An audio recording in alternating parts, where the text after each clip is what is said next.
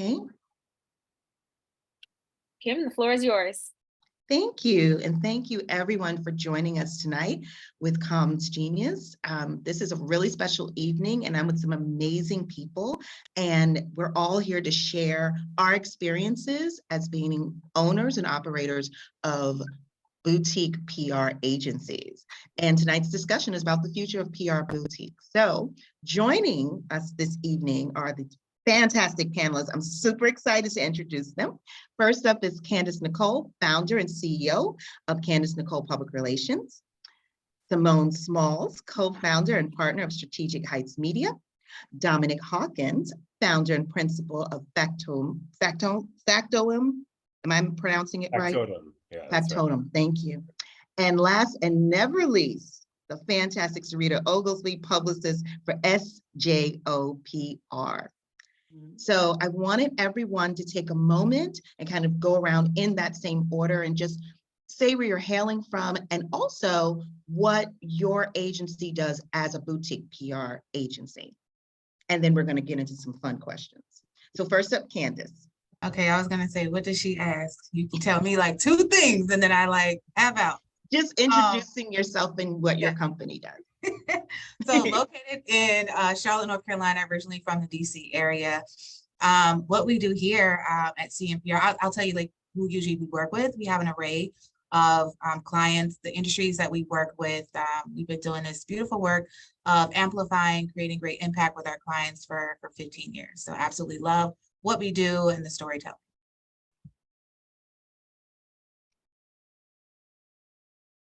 Great, thank you, Simone.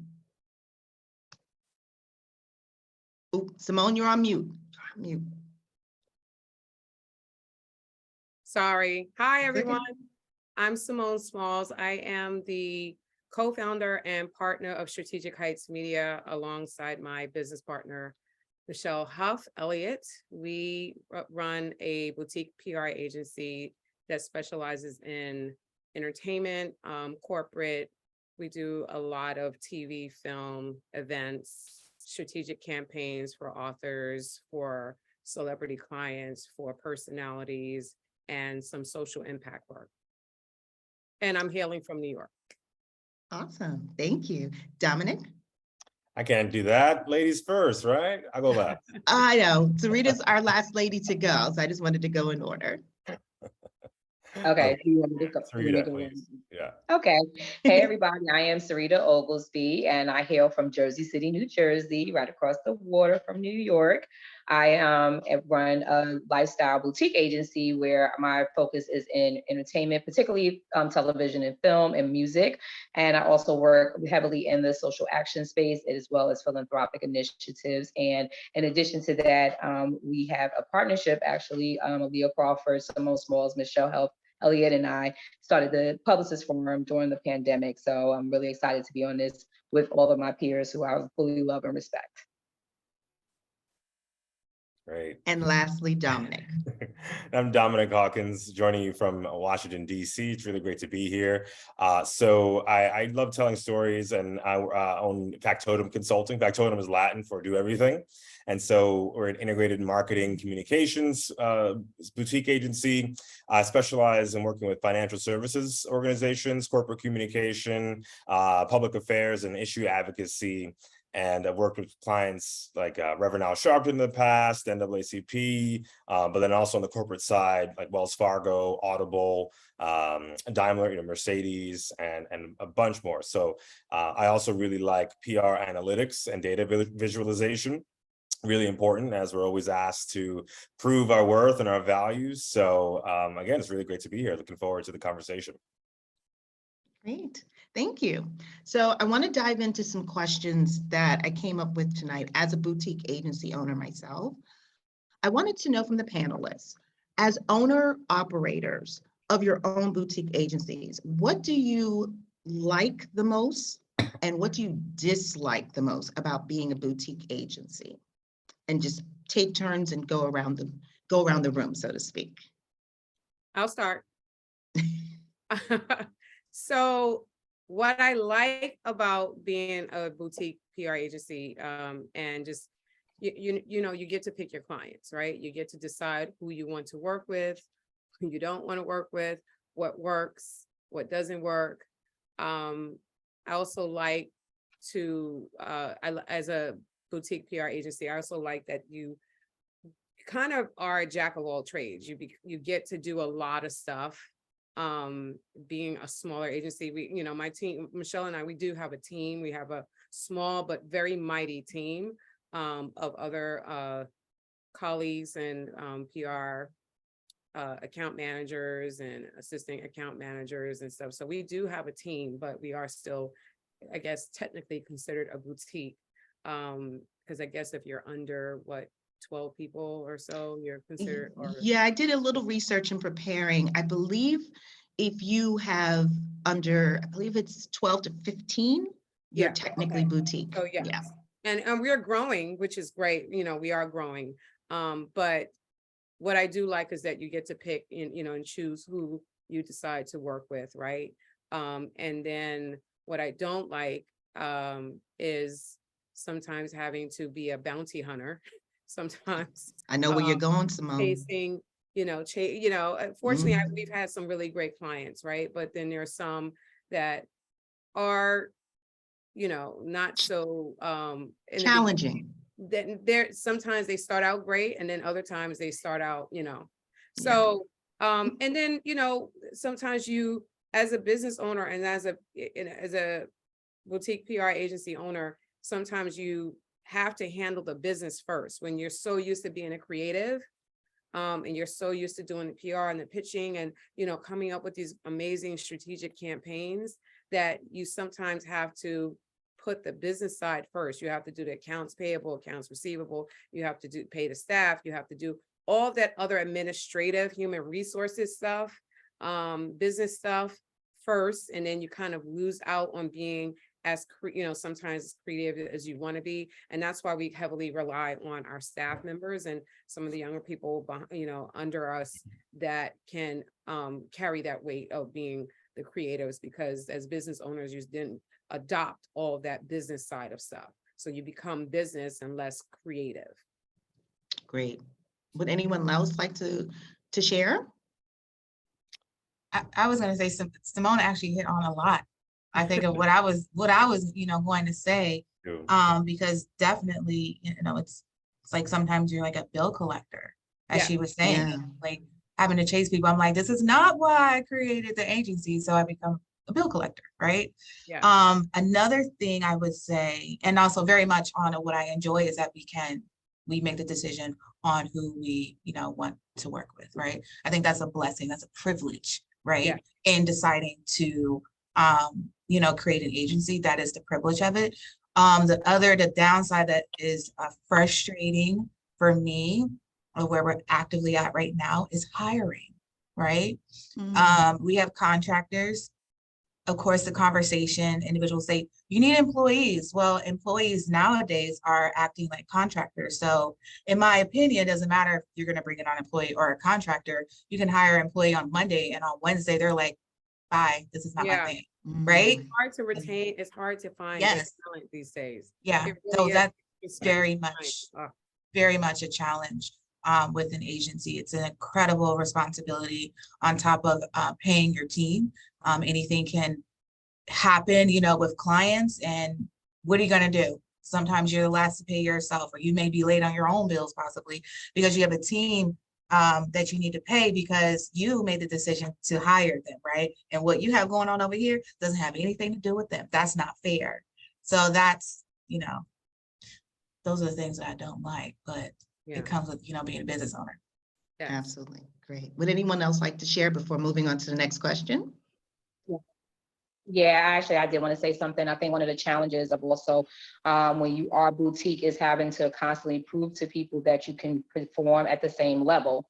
I think that level set is also a thing, because sometimes when people see that you are a smaller company, there's this mindset that because you're not, maybe the size of a Sunshine Stacks or PMK, BNC, or, one of the big powerhouse companies at this time, is that you're not able to achieve the same level of results. And that is not necessarily accurate or true. In fact, I feel like with boutique, because you're giving more attention to the client, you're giving them, more and more access and things like that. So I just feel like, you have so much more that you can do for them because I'm literally giving you more of my attention. But I just feel like that sometimes is overlooked because it's very glamorous to go to the bigger firms, right? The other thing is then also negotiating what that rate looks like, right? Because sometimes people will try to undermine or undercut your rate value based off of the fact that you don't have as large staff. Right. So they feel like, again, like there's no, oh, you don't deserve the same retainer rate. And I'm like, but if I achieve the same measurable results, if I'm still generating the visibility, if I'm still doing the strategy and making sure that you have longevity, I am just as deserving, if not more, because I'm in here with the trenches with you, so there's that. Those are the pitfalls for me. Amen, Sarita. Yeah. Amen. Listen, absolutely. Absolutely. As an amen on that all the way around. Yes, Dominic. To quickly expand on the point about choosing your own clients, being able to take a hard line with your clients with them and be able to speak freely, because having worked at 3 agencies where I wasn't one of the partners, that can be difficult. If a partner brings in something and then says, all right, you handle it, and you need to tell this client, and they may be acting crazy or saying things or acting kind of way, you need to advise them strongly. Sometimes that can be frowned upon because you're putting that person's commission at risk because that client might walk away. So, but having your own agency, you don't have to report to anyone. You're your own boss, and that kind of freedom is really empowering. So I really like that part. And then to echo the downside, the admin stuff, the operations stuff, the legal stuff, the contracts, chasing clients sometimes to get their retainers paid or whatever. So that part can definitely be a downside, but it's also good to be balanced. It sort of expands you out of your comfort zone. And I always used to follow the money when I worked in-house, just to know where the PR budgets are. So now it's like the opposite way, and you can really prove your worth and really show the client, I'm not just bringing you the strategy, I'm not just bringing the results, but there's a lot happening on the back end too that clients never see how the sausage is made, they just want to eat it. So it's just having the ability to do all that is really also a challenge. I dislike it, but it's nice to learn new skills. Great.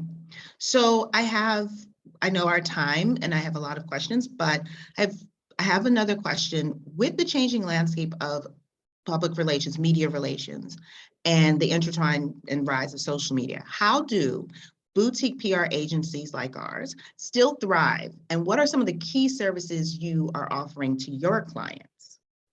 Or guidance, if not only services, guidance?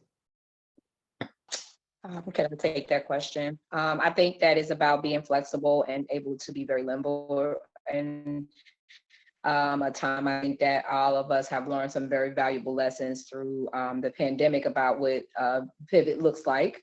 So, right, because I think at the core, beyond what we've always done, I think we at the core marketers, right? So I feel like I really honed in to me. That's something that I really appreciate now, that I'm able to be more vocal in what a marketing strategy looks like, because PR is just one facet of it, obviously, right? But then there are other things that affect our jobs, right? So if we're working with a corporate brand and they don't have an allocation set forward for digital or social media support, those things impact my campaign. I can't really achieve the same level of results because the visibility doesn't connect the same way. If you're not putting any advertising dollars, if I'm working with an artist and they're not willing to put any music out or work the record properly at streaming or work the record properly at radio, that's going to affect how I'm going to show up for this person. So it might be the difference between me getting a booking nationally or may not be able to do whatever. But I feel like that's something that I think that we all had to learn how to do, right? And I think we all have a deeper appreciation for in-person experiences as a result. But now we know how to pivot and do things virtually so that we can continue to keep the revenue coming in as a stream. Great. Would anyone else like to comment on that question? Yeah, I was just gonna say, I think we're in a really pivotal moment for boutique and small PR agencies, because in corporate comms, at least, I'm seeing that there's a lesser desire for companies to work with bigger global agencies. A lot of them just have hyperinflated reputations. The reputations just aren't there anymore. They overpromise, underdeliver, and they charge $50,000, $60,000, $70,000 a month for just basic stuff, basic services, and it's just underwhelming results. So, I mean, like, that's also been my experience, having worked with some of the really big players that are part of the, the conglomerates of PR agencies. So I think I've seen organizations looking for specialty PR firms and boutique firms to fill that gap, that have expertise in diversity, equity, inclusion, that know how to talk to different demographics, that know how to gear their marketing and how to hone it for different demographics. Just looking at big pharma and healthcare, for example, a lot of them remembered, oh, Black people exist, right, during the COVID pandemic. And so let's try to get some Black people in our supply chain so we can market to them to take the COVID vaccine, to have a better attitude towards healthcare holistically. So, I feel like if you were a boutique PR owner in 2022, you probably had a really big advantage over some folks. So just to go back to the question, the ability to have that diverse point of view, and then also having that corporate communications background, knowing how their teams work, knowing the quality of work and the expectations without charging that super high retainer, maybe like 20% less than that, but still being able to get everything done, because that's going to obviously be a lot more. I think Sarita mentioned earlier that we're going to give more attention to those clients versus just being a drop in the bucket for a larger PR agency. Great. Does anyone else want to share before we go to our next question? I just wanted to share, I feel that, with a lot of companies now, they want an extension. They want you to be an extension of their own internal PR team, because some of them, a lot of companies don't even they have like one person. And I think for a lot of our corporate clients, they have maybe one person in corporate communications that rely heavily on us to be pretty much an extension of who they are. So we're on calls. We offer services like being a part of those social media conversations, and the social media department, having those conversations there, the marketing department. We kind of give a whole 360 approach now to a lot of our corporate clients, but some of our TV and film clients too, when they have projects that they want to launch, and we end up touching a lot of the different departments, because we're acting as an extension and working closely with their PR team, but really acting as an extension when their PR team can't even, focus on the stuff that they need to really focus on because they're handling the business side. So I think, just offering services beyond what we normally just did, we're pitching or whatever. It's a lot of it's consulting other departments of how everybody can work together. Great. Awesome. Okay. So with that being said, I think we each touched a little bit on something that's kind of prevalent here.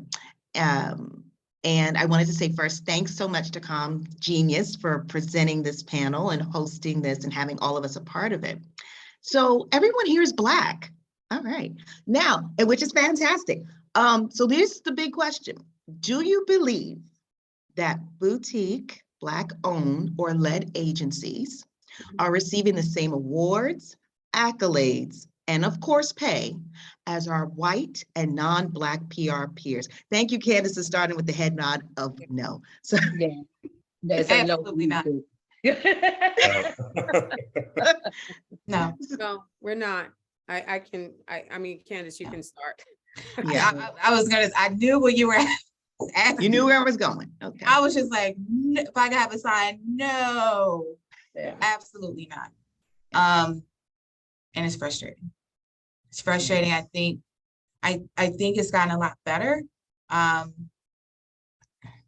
It is what it is, right? So I'll say, I know it's gotten a lot better. Individuals are now knowing that they need to be more intentional, right? We do exist. I know a bunch of Black and brown individuals that are in PR. So when folks are saying like, well, we didn't know where to find you, I'm like, what are you talking about? Right. Let's look at the HBCUs. Let's look at these different organizations, NABJ, right? Which they do have like an area for, for PR professionals as well. There's just no excuse, right, of why we are not on these lists, 30 under 30, 40 under 40, or just list, whatever list there is, right?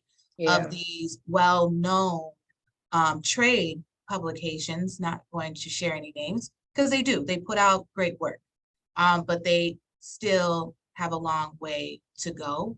I don't know, what else we have to do. And I know someone touched on it. It might've been you, Simone, about proving ourselves. Someone said that, Sarita. Someone about proving, having to prove ourselves. It's like we have to put on an entire circus, you know what I mean? To show the value that we're bringing to the table, knowing you approached us for a certain reason, right?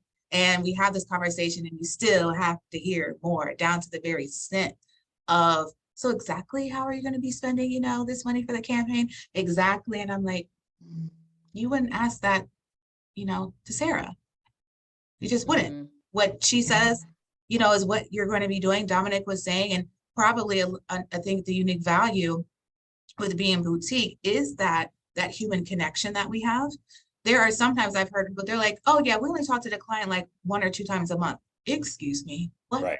Mortified hearing that. I'm like, how is that even possible? Yeah, Sarita was like, I wish, how is that even possible? Right? But you're paying them this $20,000, $30,000 retainer. Come on. Yeah. You know what I mean? So at the end, I talk about this all day, go down a rabbit hole, but no, simply put, it's like, no, we're not. Who else would like to? Oh, go ahead. I'm sorry. No, I was saying, who else would like to answer? No, Absolutely. It feels like the goalpost constantly moves, right? And so it felt like during the pandemic that there was this huge opportunity, right? That we're finally going to break through. We're going to come through. We're going to shine through. And I think we all really did try to really optimize on these opportunities as much as possible, because for the first time, our RFPs were really taken more seriously, right? Because they knew that the optics were looking too great, right? It's very corporate. It felt very, very contrived from that perspective. And so, when you do read some of these lists every year and it's the same people, even though I'm very happy for my peers, I'm not motivated by the fact that, or discouraged because it's the same people. They deserve a space, but I think that there can be space in the same thing as others. Like there's more people doing the work, and we need to acknowledge and spread light to those people, because they are out here really changing lives. It's not just about, a very, insignificant thing. This is a real situation. And it's like I said, it's just very unfair at times. We already kind of, it is exhausting to a point a little bit. Because I already feel like we are very giving, right? Just as people, I think people of color are very, very giving. We're very forgiving. And so we give so much of ourselves. So we know, we already know that we have to be twice as good to be, to be paid half as less, right? Especially Black women, right? We that's a whole nother topic, right? And then, it's just like, it's constantly like, I have to show you constantly that I can go pitch Associated Press the same way I can pitch Ebony and Essence, or that I can go pitch and I can secure press in People magazine. But then when I work with, sometimes when you do work in these spaces, they don't want you to go after general market. They want to regulate you and define you in a box. And it's like, I am not just this very linear thing. I am a very multifaceted person who has a lot of other interests. And so, and it can be just a little discouraging at times, but I think that, because it's a very thankless job at times, right?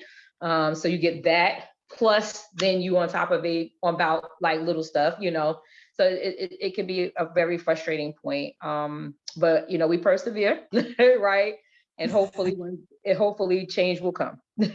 Yeah. I wanted to add too, though, right? Really quick, because sometimes of why we're not able to get, this recognition on like certain campaigns that we do, which I know so many amazing boutique PR agencies are behind like some of the best campaigns, your favorite campaigns.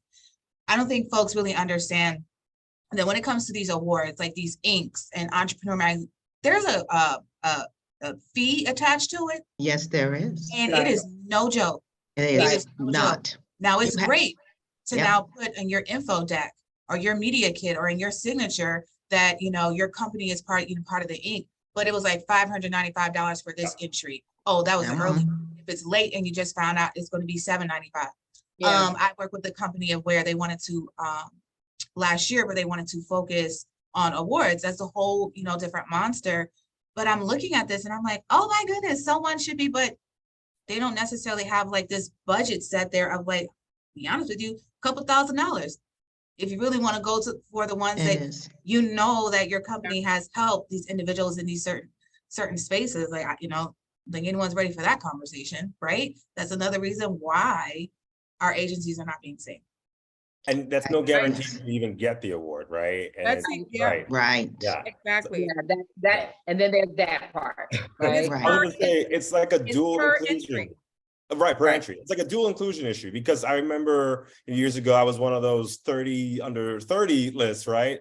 And I might have been the only one that looked like me of a whole 30 people, right? And then a couple of years after that, I was one of the judges for another award, and there was no one else. Yeah. Right. So when we don't have the representation choosing the folks, it's like we always get relegated to the multicultural campaign or the Right. like the diversity campaign Yeah. or a separate list. And so it's just, you know, it is really disheartening. It is really annoying. So I mean, like, I think the most that we can do is to apply to be judges for these awards so we can help each other out. Because, you know, Issa Rae said rooting for everybody Black. And so that's Right. that's Right. Yeah. Exactly. Mhm. Yeah, I think, Absolutely. but I also think, you know, and it is very disappointing. It's disappointing that we're not receiving the awards. We're not getting the same pay equity as some of these other, you know, PR agencies, you know, our counterparts. And, you know, I think also some of it, a lot of it falls on us. We have to put ourselves out there, you know, as much as we are as much as we are meant to be behind the scenes in cases like that, we have to really put ourselves out there and let, you know, some of these trade magazines know, because there's a list that comes out every year of top PR agencies. Yes. You know, we see them, and I literally went to one of the counterparts that I know, and I said, how come, you know, we're always overlooked? And you know, I said, your company has been on this list a couple of times and I've seen your company grow. And she was gracious enough to kind of, you know, say, well, I don't know why. She said, well, maybe you need to take the editor out to lunch, or maybe you need to. And I said, the editors are they're on my media blast. They're seeing the great work that we do. They're covering some of the work that we do. And yet we're still excluded from some of those lists. So we're doing the same thing that you're doing. And I said, Right. yeah, I can take a couple of the editors out to lunch. I said, but do you do that? You know, And she doesn't. I have to now, and I got to get to know, and that's fine. I said, I'll do it. I'll massage the editor. I'll put myself out there. And I'm like, but you guys are not doing that. And my company is doing just as great work. And this company also had represented a bunch of, you know, chefs and stuff. And my company, we represent chefs. We've represented restaurants. We've done some great work for chefs that have been on all over the Today Show, and, you know, we booked them everywhere. And I'm like, well, you're doing the same work that we're doing. So, Right. and I know your company is bigger. I get that. But there's also those sections where it's like top boutique agency that none of us are still included. You know, Which is terrible. the mid-sized agencies, you do the top, you know, Yep. big agencies and the big or whatever, and then you do and not one of us was on that list. And I'm going to root for everybody. I'm going to root for any one of you that can make that list, because I'm trying to get on. I'm trying to get my Right. list, Right. or, you know, and refer others, bore a hole and pull 10 others with me. Right. And just getting the editor to just recognize that we're here. Like, the ice is not colder on the other side. For some reason, they think that the ice is colder. I'm like, my ice is just as cold. Right. So, I think that also goes back to clientele. I think it's also sometimes allyship, right? I think, you know, it's Mm. them, you know, Important. putting these because I was just like, well, can you refer? I had to let her know. I said, can you just refer or let him know that my company is here and that we've been doing some of the same great work. We've represented chefs, we've represented TV and film, just like your company. But yet we're excluded from this list for some reason. Not one AA person was on that list, not one. So, you know, I think it's a combination of us really putting ourselves out there, and maybe we all need to galvanize together to let some of these companies, you know, some of these trades know, like, there are African-American owned agencies, Black owned agencies out here doing the same work. We do the work and we get the job done. So absolutely, you guys need to recognize us, like recognize that we're part of that conversation as well. Right. Yep. Absolutely. I know we're down to our time. And Are we already? I know, you know what we do all Go day. for another hour, right? Right?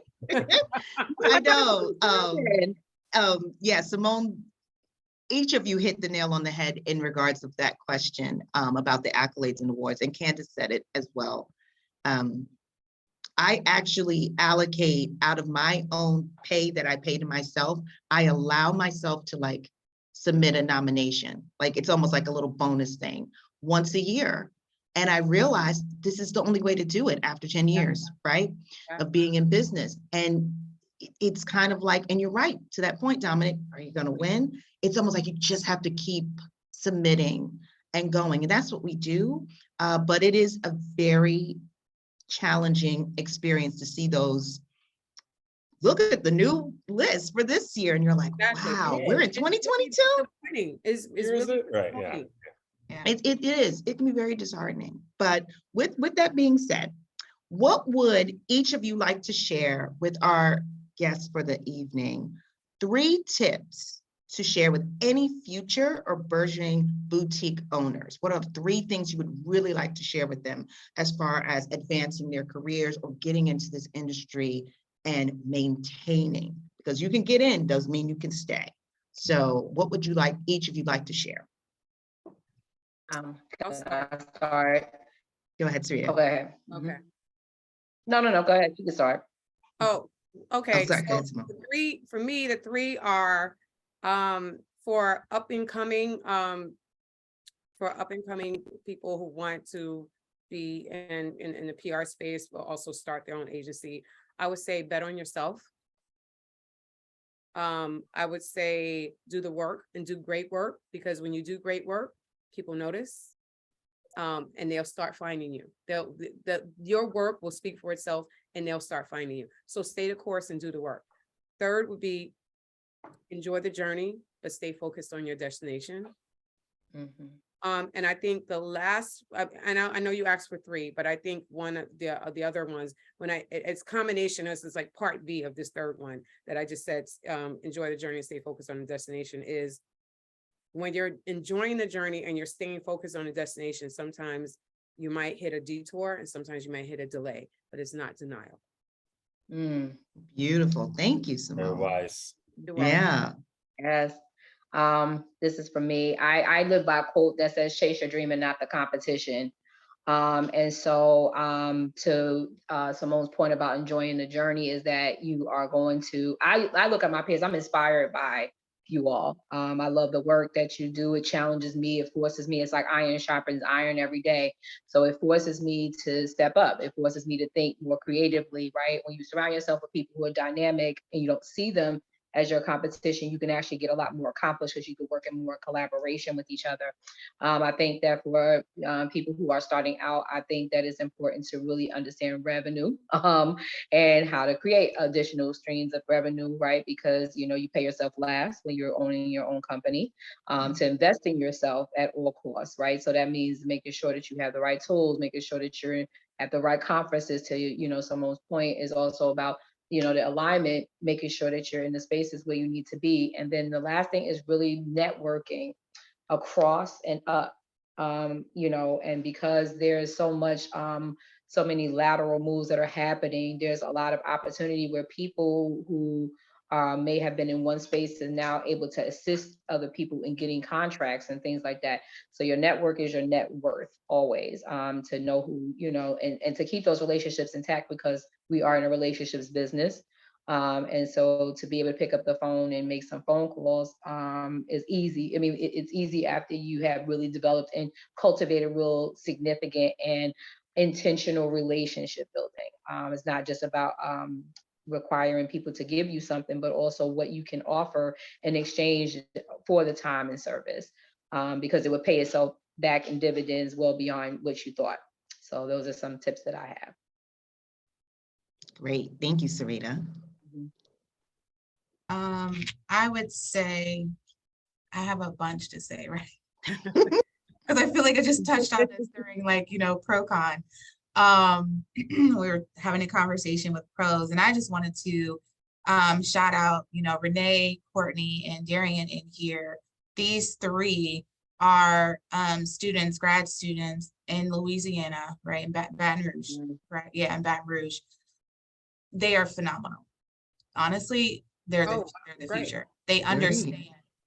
They get how to do this work, right? Beautiful. They work with the PR Alliance, and I've had the pleasure, spending time with them, this past weekend.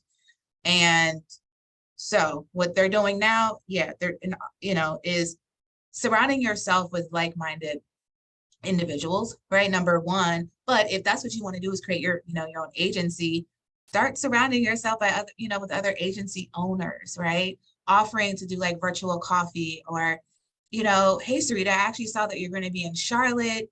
Do you have time where I can take you to lunch or take you to coffee, right? And just have just a conversation. We love talking about the work that we do. We're going to talk to you about our journey. We actually love pouring into people. It's makes us feel really good inside when we feel like we are giving back, right? We have all this knowledge. None of us here on this panel just want to hoard all of this knowledge. We're here to, to give back. If I can take what took me 10 years, maybe it's going to be 2-3 years for you, have at it. And I want to see you thrive. So that number one, surround yourself with like-minded individuals. Take ownership in the work that you do. I'm huge on when people take ownership. If there's a time you're working with the clients and they have to take ownership, please just take ownership. And then the third thing is organization. When you're starting out, there's so many ways that you can stay organized. Google will be your best friend. You have Google Sheets, you have Google Docs, Google, Photos for, however you need to organize things, your Google Drive, Google Forms, right? There's no way that you have to not be organized when you want to start your organization, your agency, because there are things there and that are free. I know that's a big thing. I don't have money for this, and I don't have, money for this CRM system, but you can get on Google Sheets and you can title your columns like client name, what the retainer is, when they're going to be paying, and stuff of that nature. So yeah, organization. Great. And Dominic? Yeah, so my 3 tips. The first thing is that if you're going to be working with clients and you're a boutique owner just getting started, make sure you have all of your scope of work spelled out. You have an MOU with your client. Make sure you're all agreed upon how you're going to handle things, what you're going to get paid, when you'll get paid. So if there's ever any issues, you can say, hey, we agreed to it. It's right here. And how you're going to dissolve your relationship or renew your relationship, everything like that should be spelled out in advance. So, and also, don't give away your press contacts. Don't give away your press lists. Don't CC your clients on emails, pitching reporters, stuff like that. Because absolutely not. They will always try it, right? They will. Try it. And I don't like that. Right? They always try it. That just hit me right there. Right. It's like these are my contacts that I spent years developing and cultivating. So, and then thinking big picture, strategy wise, I find that people getting started, they always want to jump into the tactics. Like, what's this social media post going to look like? What's this with that? Which reporters are going to pitch? But just ask yourself, for your business and for your clients, why are we doing this?